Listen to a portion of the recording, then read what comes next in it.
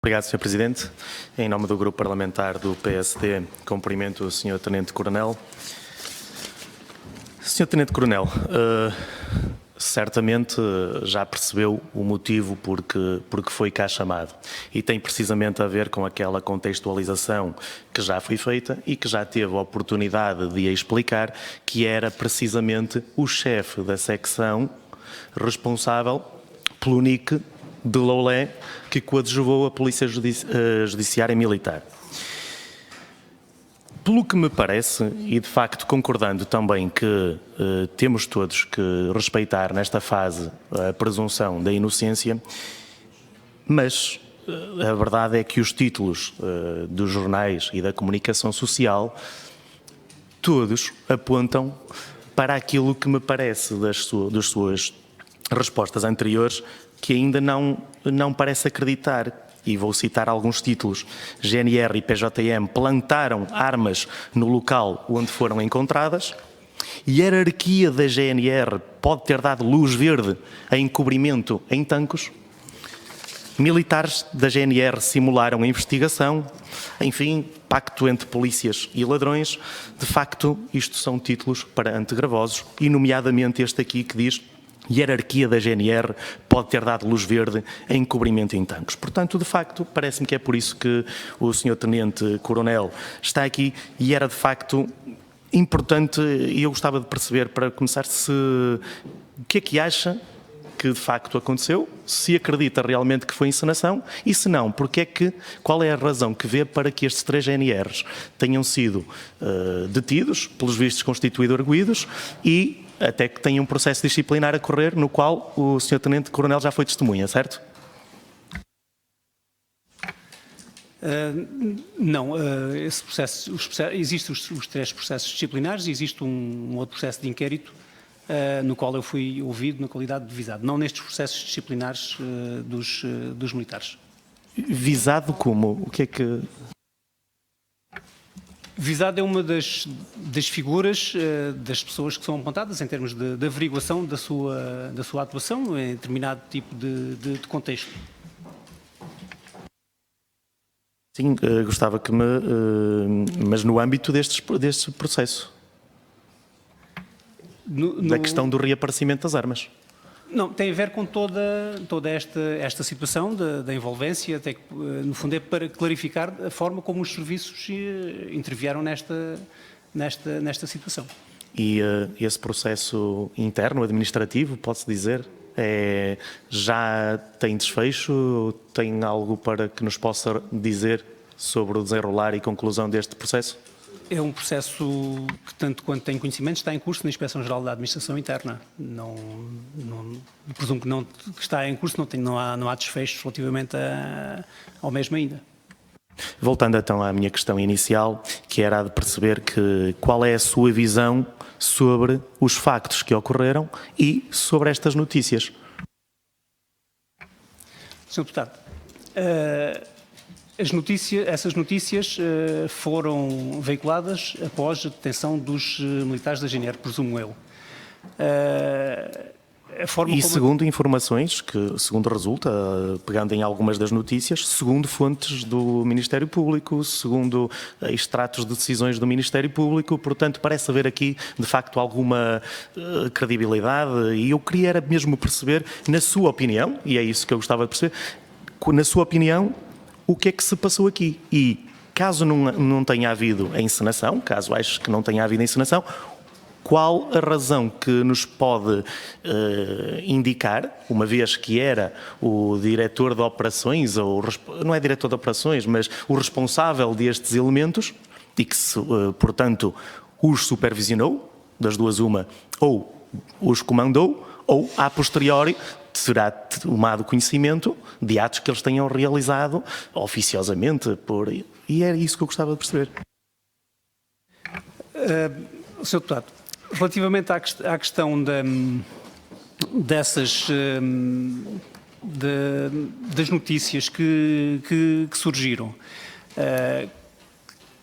como manchetes, supostamente apontadas, como disse, ou informação veiculada pelo Ministério Público, não era essa a informação que eu tinha relativamente à forma como as coisas passaram. Mas eu já referi aqui que a investigação há de clarificar como as coisas se passaram. Eu posso não ter a informação correta. Admito que posso não ter a informação correta. Por outro lado, eu conheço os militares, o chefe do núcleo sempre foi um militar de grande generosidade para o serviço. Digamos que sempre tive confiança nesse militar. Isso não quer dizer que do apuramento destes factos que não possa resultar aqui uma responsabilidade, até como estão aí nas notícias. Agora, vamos ter que esperar para ver, porque eu não tenho essa informação. Muito bem. Eu queria fazer um esforço para não repetir, de facto, algumas questões, mas há aqui questões que ficaram, parece-me a mim, confusas. E eu gostava que esclarecesse da PJM quem fez o contacto, com quem e de que forma. Pareceu-me que há bocado disse que foi por via oral, telefónica, e como é que lhe foi dado conhecimento disso? E pareceu há bocado que tinha dito que depois solicitou pela via escrita que fosse formalizado ou não. E caso não tenha sido, se não faria sentido isto ter sido formalizado. Vou repetir, em linhas gerais, a forma como esse pedido foi formulado. Eu recebi o pedido, recebi a indicação relativamente ao pedido da Polícia Judiciária Militar através, digamos assim, do meu canal técnico de investigação criminal, ou seja, o senhor diretor da Direção de Investigação Criminal, que está ao nível do Comando Operacional da Guarda, em Lisboa. Quem lhe terá dado essa, ou quem lhe terá feito o pedido, eu também não tenho essa informação comigo, mas esse pedido chegou-lhe e ele transmitiu-me por telefone. O tal Coronel Tassiano? Sim, o Coronel Correia. Relativamente ao facto de não ter sido por escrito, se houve um pedido e esse pedido foi por telefone, também é um pedido válido. Pelo facto de não ter sido um pedido escrito, não significa que ele não tenha essa validade para nós darmos esse apoio à Polícia Judiciária Militar. À Polícia Judiciária Militar do Porto. À Polícia Judiciária Militar, julgo eu que nessa altura estaria tanto a Polícia Judiciária Militar do Porto como de Lisboa envolvida no processo. Independentemente de ser a Polícia Judiciária Militar do Porto ou de Lisboa, tendo em conta que estes factos do suposto furto de armas de tancos era público, toda a gente conhecia, e pergunto se o Sr. Tenente Coronel, tendo em conta a especificidade das suas funções, não sabia que esta era uma operação que estava a ser dirigida pela Polícia Judiciária e não pela PJM, e se não achou isto estranho e se não sentiu necessidade de reportar isto à PJ. Na altura não vi isso como estranho, nem me recordo de, ao meu nível, ter chegado a alguma informação em concreto que o processo estaria a ser investigado especificamente pela Polícia Judiciária.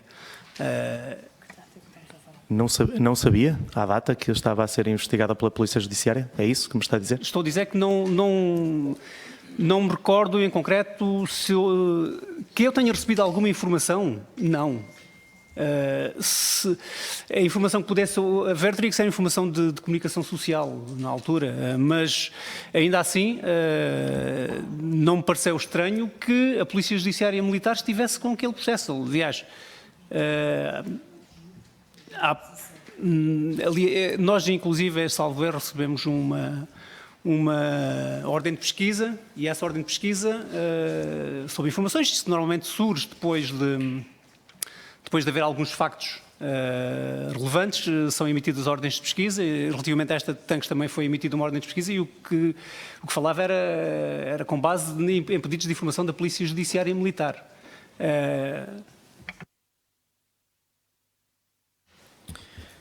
Foi-lhe transmitido, eu sei que normalmente os núcleos de investigação criminal atuam no âmbito de processos, os NUIPs, os números únicos de identificação de processo criminal, ou atuam no âmbito dele, ou, quando têm factos para atuar, criam um processo.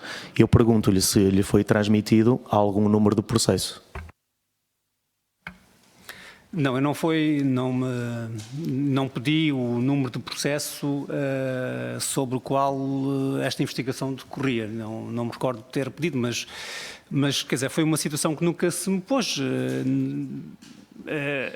Sendo esta uma situação de um furto de armas numa instituição militar, havendo um pedido de colaboração por parte da Polícia Judiciária e Militar, não me suscitou que não fosse esta uma situação legítima.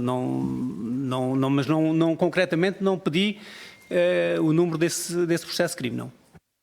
Eu, como vi que vinha acompanhado de uma pasta, pensei que até que fosse recorrer de alguns documentos para nos identificar o número do processo, porque de facto parece-me estranho como é que um órgão de polícia criminal atua sem ser no âmbito de um processo em concreto. Então posso deduzir disto que, com certeza, então não há nenhuma decisão, não existe nenhum despacho, nenhuma ordem de serviço sua, uma vez que não existe processo e que, portanto, isto foi tudo feito um bocadinho ad hoc do que é a normalidade dos processos de crime. Sr. Deputado, Pergunto, no fundo, se este é o procedimento normal ou não. Este foi um pedido de uma polícia, de uma polícia que é um corpo superior de investigação criminal. Face a este pedido, na altura não nos suscitou que não tivessem legitimidade para essa investigação, ou seja, não... Sim, não se está aqui a colocar se tem legitimidade ou não. A questão é que até acredito que pela operação, muitas das vezes pela urgência, as coisas se façam um bocadinho por telefone, da forma mais rápida, mas depois penso que as coisas são formalizadas. E então já percebi que não lhe foi transmitido o número do processo, mas no âmbito da sua secção e do núcleo de investigação criminal que chefia, pergunto... Ou seja, também não foi criado um procedimento interno, um número de processo interno? Sr. Deputado, isto foi digamos que um apoio em colaboração a um pedido da Polícia Judiciária Militar. O que houvesse em termos de expediente a elaborar seria sempre em favor desse processo de crime da Polícia Judiciária Militar. A Polícia Judiciária Militar acompanhou as diligências aliás, estiveram sempre presentes nessas diligências no terreno. De forma que tudo o que fosse ali carregado em termos de documentais seria a Polícia Judiciária Militar que o faria. Nós não elaboramos esses relatórios, porque a serem elaborados teriam que ser carregados para esse inquérito ou para esse processo. Parece-me estranho, de facto, mas pergunto-lhe que a atuação do NIC aconteceu antes ou após o contacto com o Sr. Tenente-Coronel? Do NIC de Loulé. Eles tomaram conhecimento, transmitiram-lhe, pergunto se já tinham tomado algum ato ou só após terem dado conhecimento ao Sr. Tenente. Sr. Deputado, eu presumo que quando houve esses primeiros contactos, salvo erro, do Sargento da Polícia Judiciária e Militar do Porto para o chefe do NIC de Loulé, presumo que terá sido dada logo alguma informação, que é aquela informação que os militares têm de memória ou que possam facilmente ali recuperar. Na altura que me foi transmitido pelo chefe do NIC que tinha havido esse contacto, foi-me também transmitido que haveria alguma informação de interesse para a Polícia Judiciária Militar, de maneira que certamente teriam facilmente averiguado que haveria essa informação de interesse. E havendo necessidade de ir mais além a pedido da Polícia Judiciária Militar, daí a minha indicação que eles deveriam formalizar esse pedido pela via superior. Que não o fizeram, não é? Não, que foi feito por via do diretor da Direção de Investigação Criminal da GNR. Portanto, houve esse contacto, eu recebi esse contacto da Direção de Investigação Criminal da GNR, portanto, houve, digamos assim, esse pedido por parte da PJM. Verbal. O que eu recebi foi verbal, foi. Mas a minha questão era mesmo essa, e acabou por, não sei se foi propositadamente, mas a minha questão foi muito concreta. Os elementos do Núcleo de Investigação Criminal de Loulé atuaram antes de ter-lhe dado a ordem direta?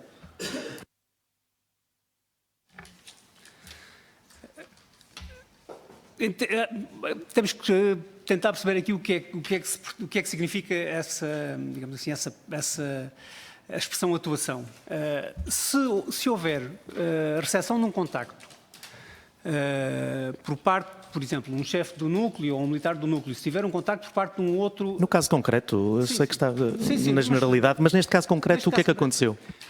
Havendo a recepção de um contacto de um elemento de uma outra polícia, neste caso foi da Polícia Judiciária Militar, a pedir informação relativamente a um indivíduo, se esse elemento tiver essa informação e naturalmente, minimamente se certificar que quem está a pedir tem a legitimidade para pedir, se souber, nestes contactos exploratórios acabam por trocar essa informação, mas isso acontece ao nível da investigação criminal.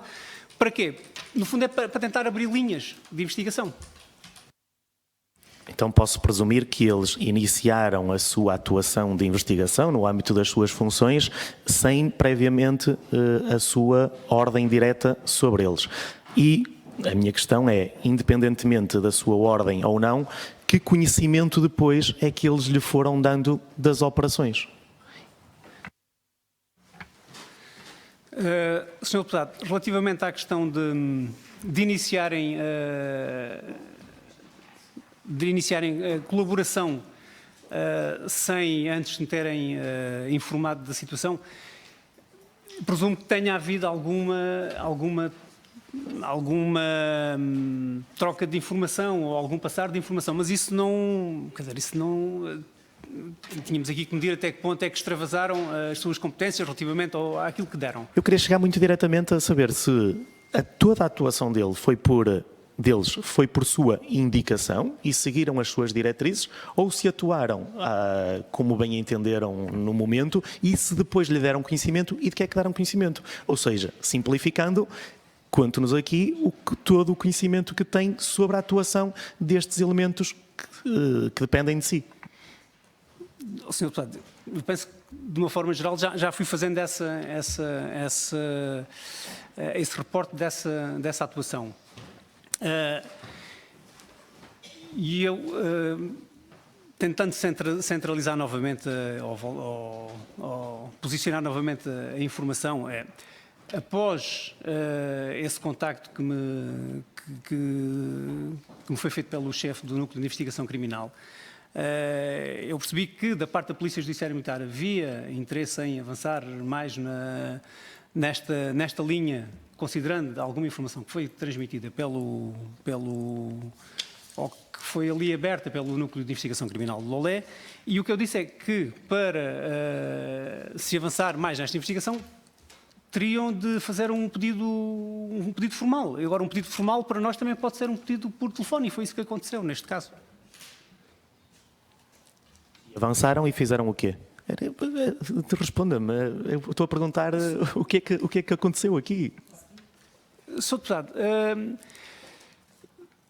isso depois eu não fui acompanhando concretamente, houve essa autorização para que o Núcleo de Investigação Criminal apoiasse a Polícia Judiciária. Alguma informação que foram colhendo de interesse foi sendo para aí reportada, porque no fundo era aí que ela era era necessária, não, sendo certo que o chefe do Núcleo de Investigação Criminal teria ou estaria na posse de toda essa informação, é claro que eu tinha algum conhecimento apenas genérico, porque eu não acompanhei em terreno toda essa situação. Estamos a saber o mesmo, mas tenho que avançar porque o tempo está a terminar e o Sr. Tenente-Coronel insiste em não responder aos factos que eu lhe perguntei. Portanto, a minha última questão é, a partir do momento em que estes GNRs se deslocam para outra zona do território, que não é aquela na qual eles naturalmente atuam, não seria mais natural pedir a colaboração desses colegas desse território, em vez de estarem a percorrer nomeadamente 300 ou 350 quilómetros, e se isto é o procedimento normal, mais uma vez, se não comunicar entre entidades, até mesmo dentro do próprio NIC e dentro da mesma GNR? Sr. Deputado, pois, neste caso em concreto, se havia esta autorização para que o Núcleo de Investigação Criminal desse colaboração à Polícia Judiciária Militar, tendo em conta a relevância da informação que eles podiam conseguir, se só um elemento que tem o contacto com essa tal testemunha, se tiver que se deslocar 200 km para ir ter com essa testemunha, ele tem que se deslocar esses 200 km. Não pode pedir a alguém de lá, vai lá falar com esta testemunha, porque há ali uma relação que funciona com aquele elemento, digamos, se calhar a relação de confiança, que consegue extrair essa informação de interesse para a Polícia Judiciária Militar. Não poderá ser o núcleo da zona para onde eles se vão deslocar a fazer esse trabalho.